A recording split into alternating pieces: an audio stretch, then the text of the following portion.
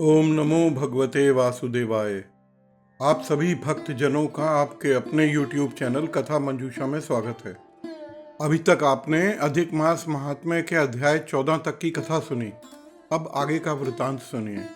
अधिक मास महात्म्य अध्याय 15। श्री नारायण बोले, सुदेश शर्मा ब्राह्मण हाथ जोड़कर गदगद स्वर से भक्त वत्सल श्री कृष्ण देव की स्तुति करता हुआ बोला, हे देव, हे देवेश, हे त्रिलोक्य को अभय देने वाले, हे प्रभु, हे सर्वेश्वर, आपको नमस्कार है। मैं आपकी शरण में आया हूँ। हे शरणागत वत्सल, मेरी रक्षा करो।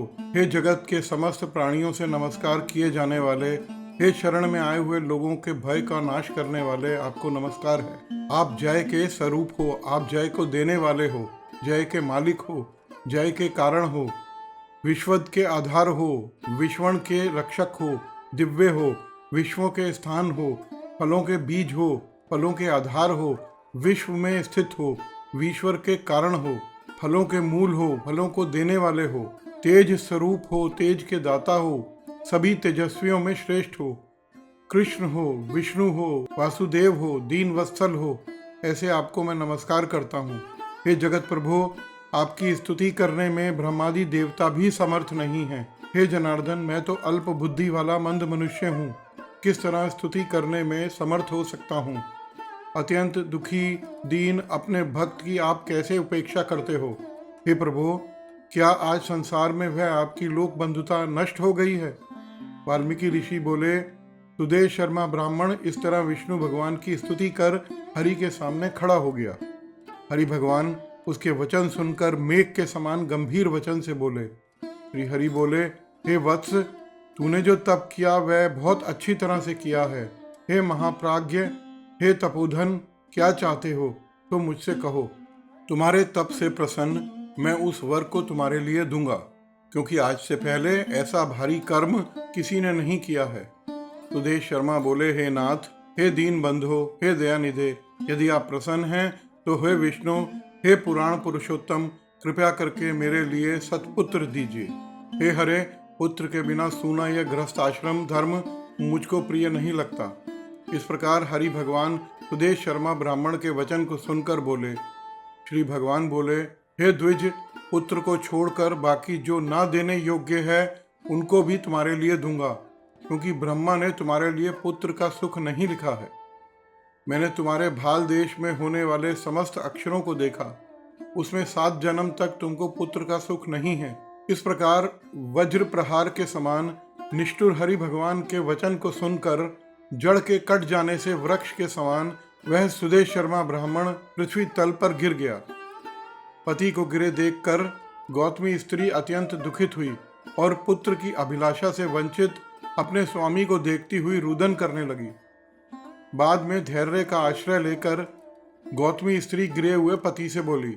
गौतमी बोली, हे नाथ उठिए, क्या मेरे वचन का स्मरण नहीं करते हैं। ब्रह्म ने भाल देश में जो सुख दुख लिखा है वही मिलता है। रमानाथ क्या करेंगे, मनुष्य तो अपने किए कर्म का फल भोगता है। अभागे पुरुष का उद्योग मरणासन पुरुष को औषध देने के समान निष्फल हो जाता है। जिसका भाग्य प्रतिकूल है उसका किया हुआ सब उद्योग व्यर्थ हो जाता है।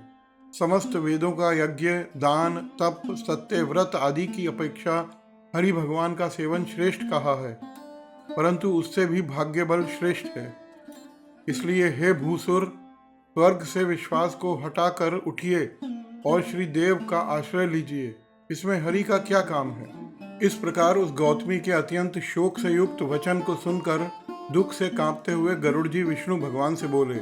गरुड़ जी बोले, हे हरे, शोक रूपी समुद्र में डूबी हुई ब्राह्मणी को उसी तरह से नेत्र से गिरते हुए अश्रुधारा से व्याकुल ब्राह्मण को देखकर गरुड़ जी बोले, हे दीन बंधो, हे दया सिंधो, हे भक्त के लिए अभय को देने वाले, हे प्रभु, भक्तों के दुख को नहीं सहन करने वाले, आज आपकी वह दया कहाँ चली गई।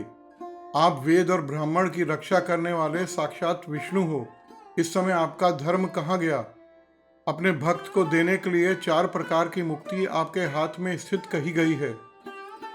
अहो, फिर भी वे आपके भक्त उत्तम भक्ति को छोड़कर चतुर्विध मुक्ति की इच्छा नहीं करते हैं और उनके सामने 8 सिद्धियां दासी के समान स्थित रहती हैं। आपके आराधन का महात्म्य सब जगह सुना है, तब इस ब्राह्मण के पुत्र की इच्छा पूर्ण करने के लिए आपको क्या परिश्रम है? हाथी दान करने वाले पुरुष को अंकुश दान करने में क्या परिश्रम है? अब आज से कोई भी आपके चरण कमल की सेवा नहीं करेगा। जो पुरुष के भाग्य में होता है वही निश्चय रूप से प्राप्त होता है। इस बात की प्रथा आज से संसार में चल पड़ी और आपकी भक्ति रसातल में चली गई, अर्थात लुप्त हो गई। हे नाथ, आप करने में तथा ना करने में स्वतंत्र हैं। यह आपका सामर्थ्य सर्वत्र विख्यात है। आज वह सामर्थ्य इस ब्राह्मण को पुत्र प्रदान ना करने से कष्ट होता है। इसलिए आप इस ब्राह्मण के लिए अवश्य एक पुत्र प्रदान कीजिए। सुदामा ब्राह्मण ने आपकी आराधना कर उत्तम वैभव को प्राप्त किया। आपकी कृपा से संदीपनी गुरु ने मृत पुत्र को प्राप्त किया। इन कारणों से पुत्र की लालसा करने वाले ये दोनों स्त्री पुरुष आपकी शरण में आए हैं। इस प्रकार भगवान विष्णु अमृत के समान गरुड़ के वचन को सुनकर गरुड़ जी से बोले, हे पक्षीवर, हे वैंतेय, इस ब्राह्मण को अभिलिषित एक पुत्र शीघ्र दीजिए। इस प्रकार अपने अनुकूल हरि भगवान के वचन को सुनकर गरुड़ जी ने अत्यंत प्रसन्नचित्त होकर उस पृथ्वी के देवता दुखित ब्राह्मण के लिए अनुरूप अत्यंत सुंदर पुत्र को जल्दी दे दिया। इति श्री पुरुषोत्तम महात्म्य अध्याय 15।